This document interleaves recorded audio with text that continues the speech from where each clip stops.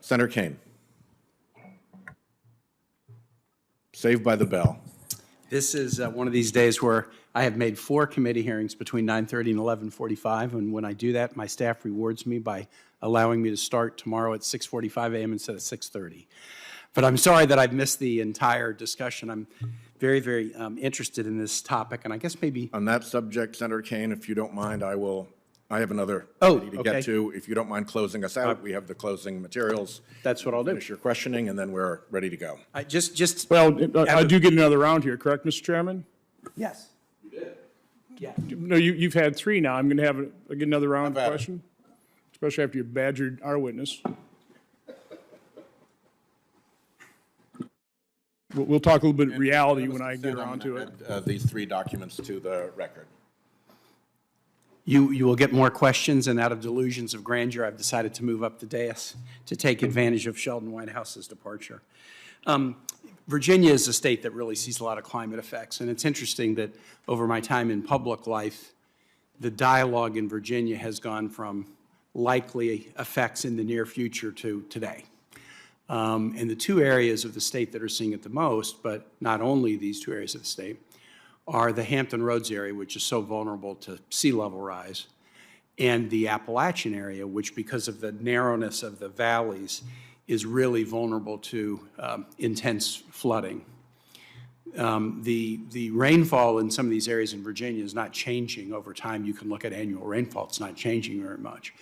But it's just being produced in fewer extreme storms, and the infrastructure that we have, schools, roads, and healthcare infrastructure, frankly, in a part of the state where people often have less access to infrastructure, including healthcare, the infrastructure just isn't suited for it.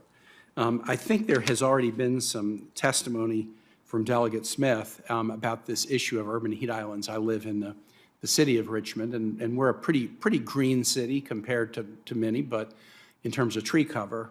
But I wonder if, as we look to the future in your experience, what more can local, state, and federal agencies do together to deal with this heat island issue, which would have a whole range of health effects on people's livelihoods? Thank you, Senator, for the question. And actually, there's been a lot of coverage about Richmond and Baltimore specifically in the heat and rising heat and temperatures. And so I know that there are pockets of both cities that have great tree canopy, right? Yep. But there are still parts that are lagging far behind. And I want to lift up, I know you're just coming to the hearing right now, but I think we've talked a lot about the seriousness of premature death because of heat. Yep. But I think we need to lift up the fact that quality of life, sometimes people are merely surviving, they're not thriving. And I think that as policymakers, we don't want people to simply be existing in our jurisdictions and states. We want them to be living their optimal life.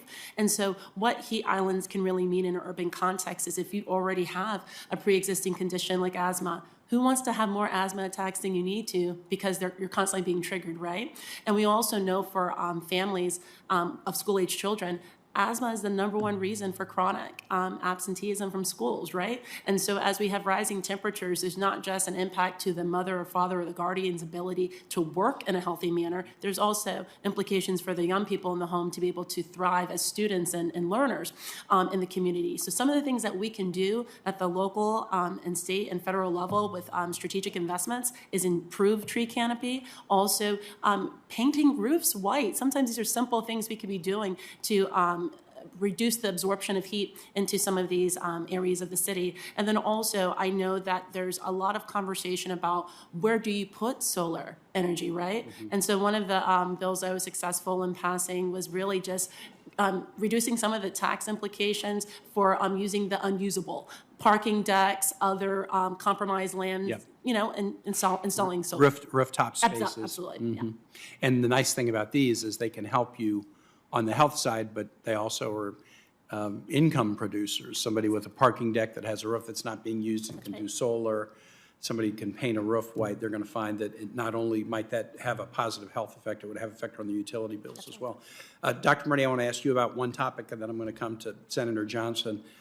As I interact with young people, you know, and I've stopped just thinking of myself like a young person when I got a Medicare card 6 weeks ago. And when I interact with young people, there is a palpable sense of anxiety among many, dread, fear, kind of an existential one. We had Earth Day was Saturday, and I noticed that I live in Richmond, the large public university, Virginia Commonwealth University, had a very sizable student Earth Day activism. And, you know, we have these every year, and I see the messaging, and might be pro-recycling messaging, but I see some of the messaging getting more and more distraught and more anxious. We're living in an anxious time. COVID was tough. You know, young people in particular, I think, have had a challenging last few years. It's been a time of isolation, COVID, and that's not good for young people or seniors. But talk a little bit about mental health impacts as we're talking about COVID effects on healthcare. I want to make sure we give enough attention to mental health issues, and particularly mental health issues with young people. So what are you seeing in your practice? So we're seeing, thank you, Senator, for the question, and I think you've done a very nice summary of how people feel and how young people feel. We're seeing rising depression and rising anxiety levels in our youth, in our teens, and I think that this is multifactorial. I think, as you pointed out, COVID has had a huge impact, and I think that climate change and this recognition of climate change, concerns about the future, add a baseline depression and anxiety to our population. But similarly, as we've talked about today, climate change acts through many different mechanisms. So we have this baseline concern about climate change and rising overall mean temperatures, but on top of that, we have mental health outcomes from disasters, so wildfires, hurricanes, et cetera, Shootings. that augments this. And we also see increasing depression and suicide attempts with heat waves and temperature. So there's a physiologic link between these changes as well. So we're seeing changes in mental health through many different mechanisms.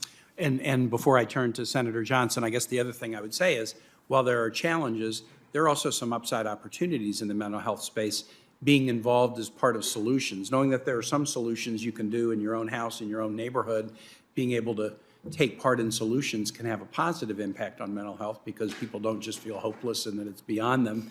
They believe that they, in fact, can have a hand in solving it. And in Virginia, we've seen this in a significant way. We were never a big producer of alternative energy, low and no carbon energy. Coal, yes. Natural gas, yes. But we were bottom 10 solar and no wind compared to other states. And so when we talked about climate in Virginia, we tended to talk about what I led with, which was the challenges of climate change. Now we've moved into the top quarter in the nation in deployment of solar, and we are going to be the East Coast Center of Excellence for offshore wind. And that is producing not only some jobs, it's also producing a little bit of a positive, you know, kind of can-do attitude. We're not just a climate change problem child, we're also going to be an innovator. It's going to help not only Virginians but others. And there's a positive mental health side to being a problem solver in something like this.